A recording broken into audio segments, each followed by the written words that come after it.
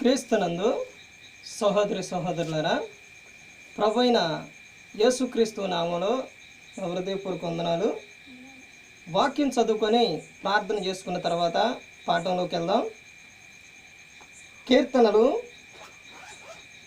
102వ కీర్తన 1వ వచనం. యెహోవా నా ప్రార్థన ఆలకింపుము, నా మొర నీ యొద్దకు చేరనిము. నా కష్టదినమున నాకు విముఖుడవై ఉండకుము, నాకు చెవియొగ్గుము. నేను మొరలిడు వాడు నాడు త్వరపడి నాకు ఉత్తరమిమ్ము. ప్రార్థన చేసుకు. సర్వశక్తి సంపూర్ణమైన పరలోకపు తండ్రి, పరిశుద్ర ప్రేమగల తండ్రి, గొప్ప తండ్రి, యెహోవా తండ్రి, అయా మీకే లెక్కలేని స్తోత్రాలు అయ్యా తండ్రి. ఈ రాత్రి వేళ తండ్రి, అయా ఈ కుడికంతట్లో మీరే ముందుండి నడిపించండి తండ్రి. వాక్యం బోధించుండగా తండ్రి, లోక సంబంధమైన జ్ఞానంతో కాకుండా తండ్రి, మీ జ్ఞానంతో మాట్లాడే భాగ్యం దయచేస్తారని మా ప్రభు అయిన యేసుక్రీస్తు నామమున వేడుకుంటున్నాం తండ్రి. ఆమేన్. ప్రభు అయిన యేసుక్రీస్తు నామములో నా హృదయపూర్వక వందనాలు. యెహోవా తండ్రి కుమారుడు యేసుక్రీస్తు ప్రభువారిలోకి వచ్చిన ప్రతి ఒక్కరిలో కూడా ఏముండాలంటే ప్రార్థన ఉండాలి. ఎందుకంటే యేసుక్రీస్తు ప్రభువారు ఈ లోకానికి ఇక్కడికి వచ్చిన తర్వాత ఆయన నేర్పింది ఏమిటంటే ప్రార్థన. శిష్యులు అడిగింది అదే, యేసుక్రీస్తు ప్రభువారు చెప్పింది కూడా అదే. ప్రార్థన గురించి యేసుక్రీస్తు ప్రభువారు చెప్పారు. 102వ కీర్తనలో చూస్తే 1వ వచనం నుంచి చూస్తే, యెహోవా నా ప్రార్థన ఆలకింపుము, నా మొర నీ యొద్దకు చేరనిమ్ము అని ఇక్కడ చెబుతున్నారు. యెహోవా నా ప్రార్థన ఆలకింపుము, యెహోవా నా ప్రార్థన ఆలకింపుమని ఇక్కడ కీర్తనకారుడు చెబుతున్నారు. నా మొర నీ యొద్దకు చేరనిమ్ము, నా కష్టదినమున నాకు విముఖుడవై ఉండకము, కష్టదినమున నాకు విముఖుడవై ఉండకము అని చెబుతున్నారు. నాకు చెవియొగ్గుము, నేను మొరలిడు నాడు త్వరపడి నాకు ఉత్తరమిమ్ము. పొగ ఎగిరిపోవునట్లుగా నా దినములు తరిగిపోవచ్చున్నవి, పొయ్యిలోనిది కాలిపోయినట్లు నా ఎముకలు కాలిపోయి ఉన్నవి.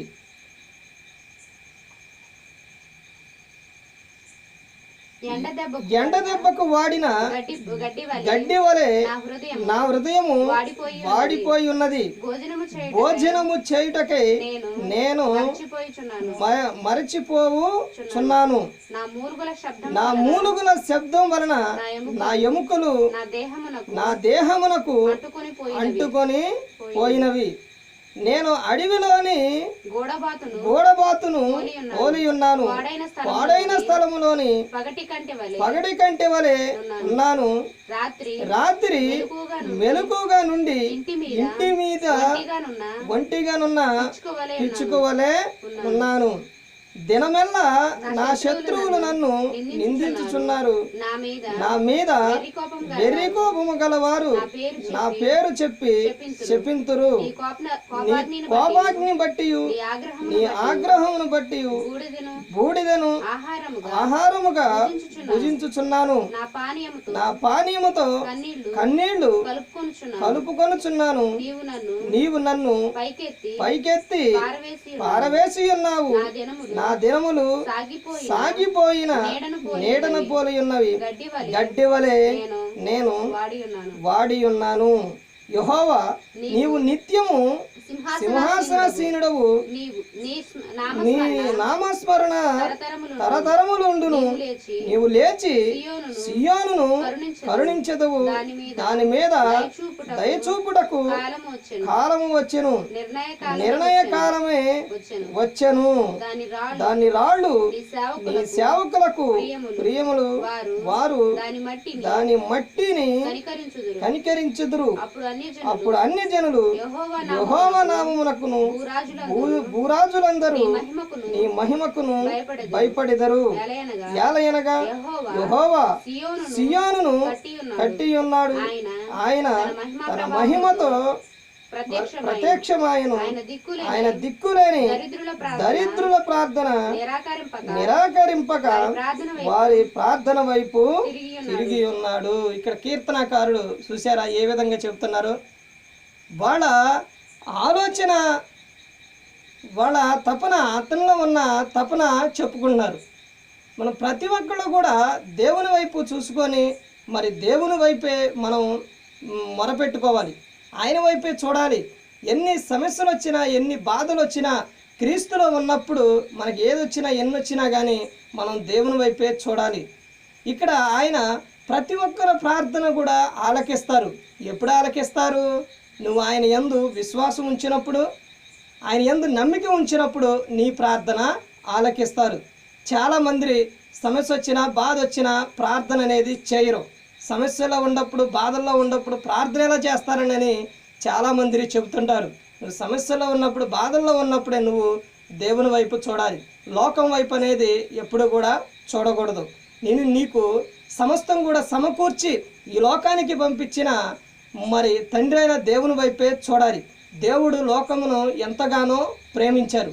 అంతగా ప్రేమించారు కాబట్టి తన ప్రియకుమారుడు యేసుక్రీస్తు ప్రభువారిని ఈ లోకానికి పంపించారు. యేసుక్రీస్తు ప్రభువారు కల్వరి శిలువలో మనందరి కోసము మరి ఆయన రక్తాన్ని కార్చారు, ప్రాణాన్ని పెట్టారు. ఇక్కడ యేసుక్రీస్తు ప్రభువారు ఆయన ఈ లోకంలో ఉన్నప్పుడు ప్రార్థన ఎలా చేయాలో నేర్పారు. ప్రార్థన ఎలా చేయాలో నేర్పారు. మత్తయి సువార్త 6వ అధ్యాయం 9వ వచనం నుంచి చూస్తే అక్కడ ప్రార్థన ఎలా చేయాలో స్పష్టంగా చెబుతారు.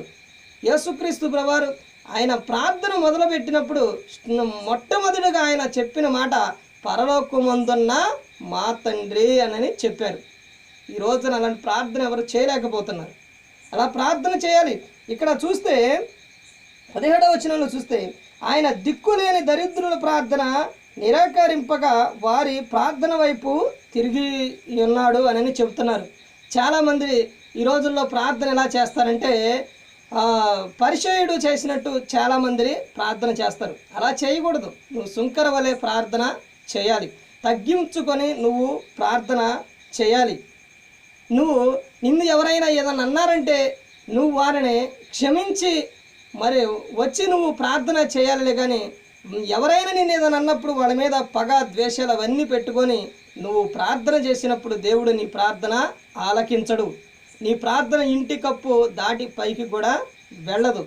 అందుకని ఇక్కడ ఏం చెప్తున్నారు? ఆయన దిక్కులేని దరిద్రుల ప్రార్థన ఆలకించునంటే వాళ్ళు మరి దేవుని సన్నిధిలో వచ్చి ఏ విధంగా మొరపెడతారు ఇక్కడ స్పష్టంగా చెబుతున్నారు.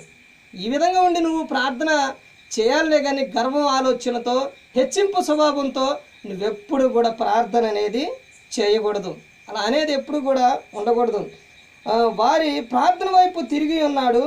యెహోవాను సేవించుటకై జనములను రాజ్యములను కూర్చబడినప్పుడు మనుషులు సియోనులో యెహోవా నామఘనతను, యెరూషలేములో ఆయన స్తోత్రమును ప్రకటించినట్లు చెరసాలలో ఉన్న వారి మూలుగులను వినుటకును, సావునకు విధింపబడిన వారిని విడిపించుటకును ఆయన తన ఉన్నతమైన పరిశుద్ధాలయము నుండి వంగి చూచెననియు, ఆకాశము నుండి భూమిని దృష్టించెననియు వచ్చు తరము తెలుసుకున్నట్లుగా ఇది రాయబడవలెను. సృజింపబడబోవు జనము యెహోవాను స్తుతించును. నేను ప్రయాణము చేయుచుండగా ఆయన నా బలము కృంగజేసెను, నా దినములు కొద్దిపరిచెను. నేనిలాగు మనవి చేసితిని, నా దేవా, నా దినముల మధ్యను నన్ను కొనిపోకము, ఈ సంవత్సరములు తరతరములు ఉండును. ఇక్కడ ఏమని చెప్తున్నారు చూసారా? ఆయన నువ్వే స్థితిలో ఉండి, ఎక్కడుండి, శరసాల్లో ఉండి, ఎక్కడుండి కానీ ప్రార్థన చేసిన దేవుడు నీ ప్రార్థన ఆలకిస్తాడు. ఇక్కడ మరి వాళ్ళ మొర ఆ రోజులో ఇశ్రాయేలీలు వాళ్ళు ప్రార్థన చేసినప్పుడు దేవుడు వాళ్ళ మొర